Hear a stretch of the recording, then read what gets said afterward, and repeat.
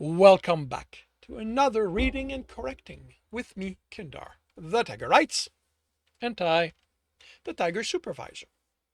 These are where I read a chapter from one of my stories and correct it as I go. If you want to listen to these live, it's every Tuesday morning, 8 a.m. Eastern Time on Twitch and YouTube. And if you are looking to support me, that is on my Patreon. Today, we are doing chapter 82 of Stepping Wild. Leon dropped in the seat opposite Tibs and smiled, resting his elbows on the table and his chin in his hands. I have a secret, he sing-sang quietly. Tibs raised an eyebrow and continued to eat. Do you want to hear it? Secrets don't remain that if you tell them. It's not mine. The glint in the young man's eyes did not inspire confidence. Then you shouldn't tell it. The person it's about won't like the person it's about won't like it. They might take it out on you when they hear it from someone else. It's yours, Leanne said, and as if Tibbs hadn't given a warning. He continued eating, wondering what this could be. There weren't many secret Tibbs had the young man could have learned, since he didn't have an element. I know you don't spend the days helping around the village. How hard should he deny it? It would depend on what else Leon knew in relation to it. Why do you think that? His laughter was soft, that of someone working at not having everyone notice it. Come on, this is my village. I know everyone in it. When one of the farmer notices that the guy who went with Rachel a few times walks into the forest by himself, they tell me when I go to help them relieve the strain of working so hard. Do you always make the sex you have sound like something innocuous? No idea what that means, but I've only been careful with it with yeah. But I've only been careful with how I say it since the city folks arrived. They have really strange hang-ups around knowing I'll fuck anyone willing. Tibbs nodded. Not everyone likes to listen to the details of what people do like that. Of what people do. You know what? I'll remove the like that.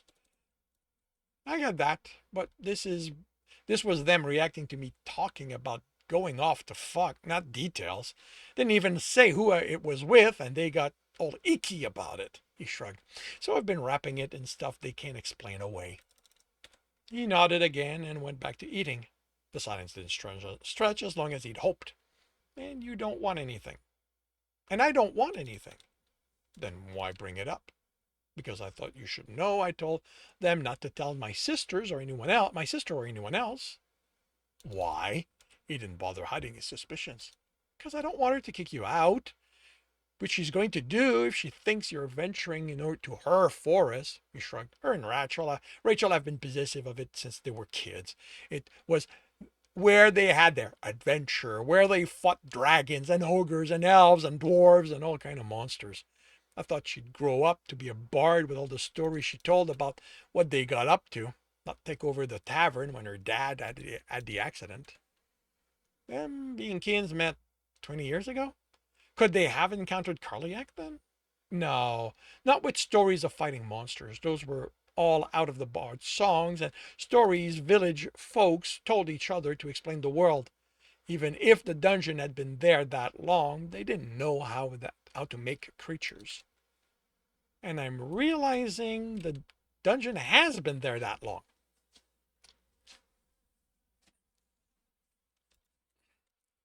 Why do you care if she kicks me out? Because without you, I go back to an all-meat diet. Unlike what Cole says, or any of the guys I fucked with, I need more than that. There was no light on the words, so you could trust Leon wanted that right now. Still give him some leverage. It still gave him some leverage. I don't have to stay, Tip said. I know. If you try to use that to have me do, what could Leon try to blackmail him into? The young man grinned. The only thing I'd have a reason to use that for, I already have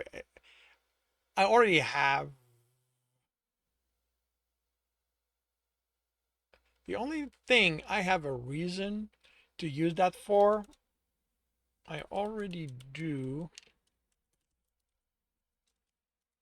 with every guy in the village and a good number of the city folks now. He didn't know about Tib's other skills, so those were probably not something he'd think of, but if you try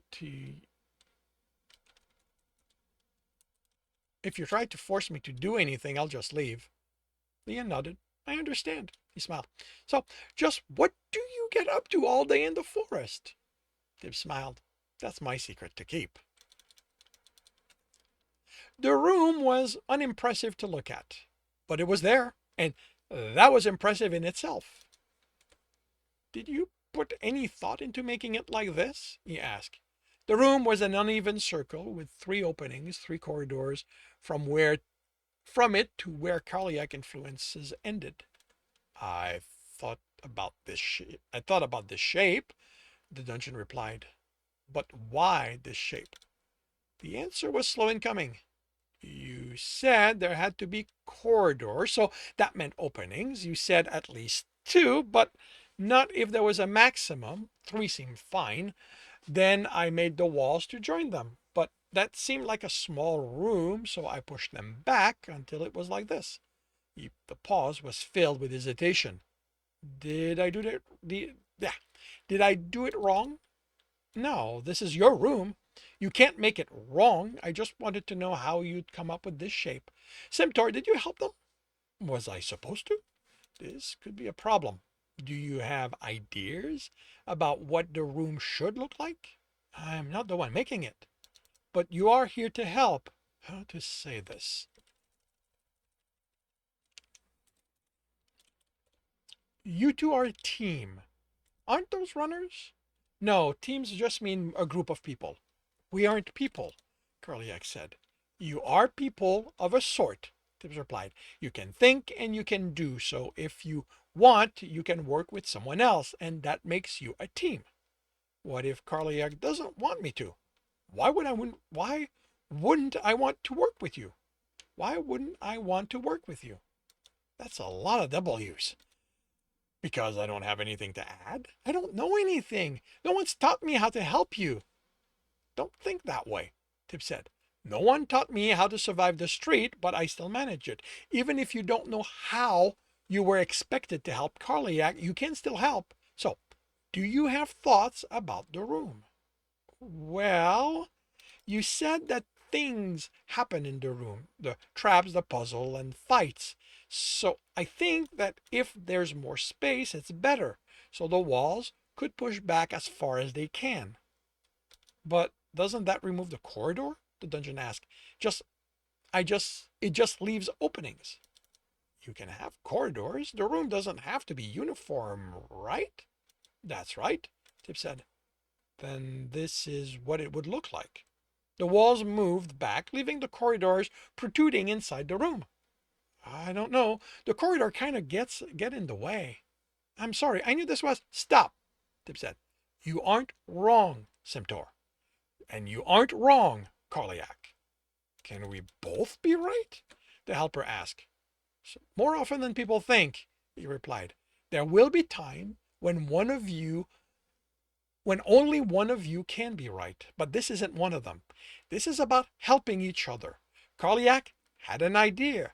You have yours. If you discuss it, try them, figure out if there are other ways to make rooms, you can come up with ideas neither of you could manage alone. But I'm the dungeon. I'm the one who makes the walls. Yes, but don't start thinking that means you're the only one who can be right. If, in the end, you both think different shapes are good, then you are the one who picks which one you make. Maybe you can use Simtor's idea on the next room, if it will work, for what you plan to have happen there. 2 rooms? Won't they be small? Tib smiled. You will grow as you gain more essence, which is where traps play a part. I'm going to need the net. He gathered branches, then secured them to the ground, and set the net between them until it was mostly flat. Think of this as a representation of your floor. On the other side of the room, a copy of what Tibs did grew out of the ground. You'll come up with better ways. This is to teach you the principle behind this kind of traps. He made squares of stone and placed them so they were kept up by the net's string. Do you make a lot of traps? Simtar asked as he worked. No, they're things Stowe put in his rooms for us to have to figure out. A stone fell and he had to reset it. Many of them did the same to the point he considered using essence to hold them, but he didn't know if Carliac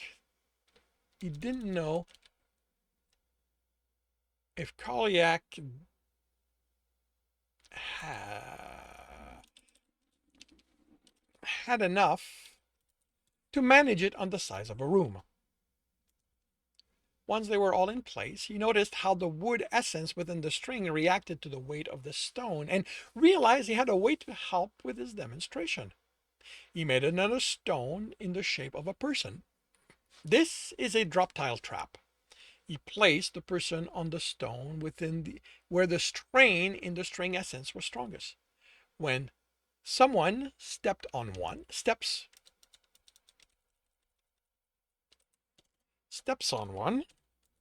the added weight was enough and the string shifted, causing the floor to drop to the ground. They fall. So I make it so it can stay up but not support their weight. This picked up the stone person. But this is where one of the rules of dungeons come into play. It must be possible for a trap to be overcome in such a way that all members of the team can cross it, can reach the exit. He placed the person on a stone where there was barely any strain on the strings holding and not holding it. And nothing happened. Why? Because everything you do is about testing the runners. He moved the figure to a stone with more strain. You force them to, in this case, think. Be patient. Test if the tiles will support the other's weight. They need to overcome your test, which means there has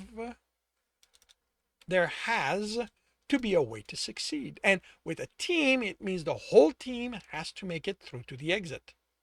And if they fail, I absorb them. Most of the time, it won't be the entire team. Most of the time, it won't be the entire team that fails. What happens then? Simtar asked. It will depend on the team. Some will turn around and leave. They can do that? Carliac asked. Yes. Teams aren't required to finish the floor they entered. If they decide they are too weak for the next room, they can leave. Doesn't that mean I don't get anything? You don't get any essence from that run, but you will gain knowledge. You'll see what they do, how they overcame your traps or the creatures you had them fight. But what if they never come back? Tibs smiled. That's where loot comes into play. He moved the stone person to another tile and it shifted but didn't fall. Loot, Simtar said, something like they were searching. That's what the reward's called, isn't it? Yes. That's what we runners call anything the dungeon gives us as part of overcoming the test. The biggest one is the chest at the end of the floor, the one they get after defeating the floor boss. But they can also be caches throughout the floor. I don't know what that is, Simtar said, defeat in their voice. Those are small hidden alcoves that will contain something small, some stone. Some stone made had pieces of clothing. Some stone made had pieces of clothing, knives, little things to encourage us to continue. On the first floor, they were always in the same room or corridor, but he moved them around. He also added traps to them in case we grew overconfident. I don't see how a tile floor will do anything in something small that just holds small items. Tip smiled. That's just one kind of trap, and it's designed for a room. We'll talk about blade traps later. Then, a trap like this tests them and the loot I hide motivates them to continue. And Centaur said, a bit of excitement in their voice, you'll have to balance what you get from the runs against what you need to use to make them. You don't want to use more than you get, since in the end this is also about helping you grow. Exactly, Tibs said, unable to mask his pride that they'd worked that out without his help. Then I think there's a problem with the trap. They are going to fall into my room. Centaur said that I can't have anyone there, that it's bad. I heard someone say that, Centaur said. And Gani said the same. I've been in Stowe's core room, but now was not the time to bring up the them. But what? I'm his friend. He trusts me. Since people don't know dungeons are people in their own way, they'll see your core as something valuable. Maybe your channels too, since they are filled with colors. They think it's just more loot. Then they only fall above. They only fall to above my room. Or you move it out of the way. But I don't have anywhere to move it to yet. By the time you deal with runners, you'll have enough essence to have a full floor. Or so he hoped. They were far enough he doubted anyone would come here anytime soon. How am I going to gain essence without them? You'll see when you're ready to use the trap. For now, do you think you can recreate the trap as part of your floor? Make it the floor for the other side? The mock-up Carliac had created melted into the ground, where then essence shifted about. The ground sunk in as the dungeon absorbed the essence that made it up. The ground sunk in as the dungeon absorbed the essence that made it up, down to about Tibbs's height. Then wood essence wove itself over the pit, and other mixing with it as thick rope became visible. Between them, stone essence concentrated, a weave of its own with all the elements Tibbs had mixed in, and others. Then, when it was done, he looked at a large version of the one he'd made and could already tell there were problems, but that would be part of the lesson. Another rule is that you can't make changes once runners enter a room. Why? I think that one's so you can't make changes at the last instant. You need to work out the details of how it will be from what you sense of them as they reach the room. It's so you don't cheat, Centaur said. Why would I cheat? Carlier asked. Once clever runners keep overcoming your trap, Tibs said, it becomes tempting. The tile he stepped on was a long stride, not the largest, but definitely not the smallest either. He walked around them. Do you see a problem? No. Shouldn't he fall through one of them? He said to make the one he'd made. I had to make them bigger for that, so there's more essence in them. This is where adapting ideas come into play. Tib said, when you make a change, it will affect how the trap works. In this case, it makes them able to resist my weight. He jumped, and more. I don't think I'd be able to cause this to fall without using essence. I suppose that I can change how the essence makes the tile, make them more fragile, or the rope not as solid. That's a way to adapt the trap. He reached the center.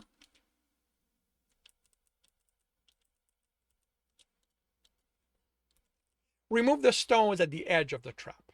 They don't evaporate. They melted. Carliac melts them away. They melted away, and he walked to them.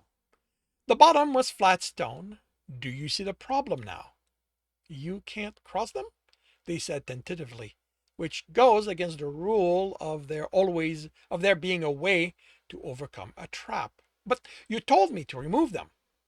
As another example of what can happen.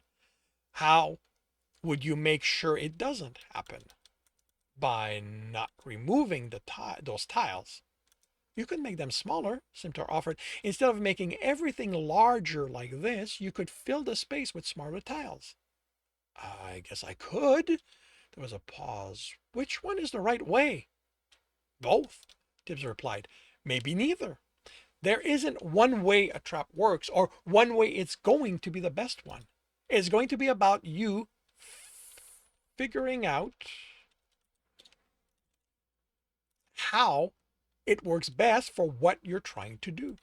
If the trap is about forcing the runners to think, work out the path to cross, then maybe smarter tiles will suit that purpose since it increases the possibilities. If it's to challenge them physically, larger one might be best as they might have to jump over them. You lined up with a larger one, ran and jumped. I don't have over. So this is the lesson for today. If you're still moving, you can stop now. I want you to do two things while I'm away. You and Simtor think of a different way to make drop tiles trap. Not just with size, but with what they look like, what they are made of, how they register someone stepping onto them. Along with that, I want you to study the way trees are made. Next time, we are going to also work on we are also going to work on making you less noticeable. And that concludes chapter 82 of Stepping Wild. If you are enjoying this, please leave a like. If you want to know when the next chapter will be up, subscribe and hit the bell. If you want to read this story, it is available for free on Royal Road. If you want to read ahead of that by something like 20 chapters and support me in the process, that is on Ream Story. And if you want to listen to these live, it's every Tuesday morning, 8 a.m. Eastern Time on Twitch and YouTube. Links are in the notes, and with that, I shall wish you a good day.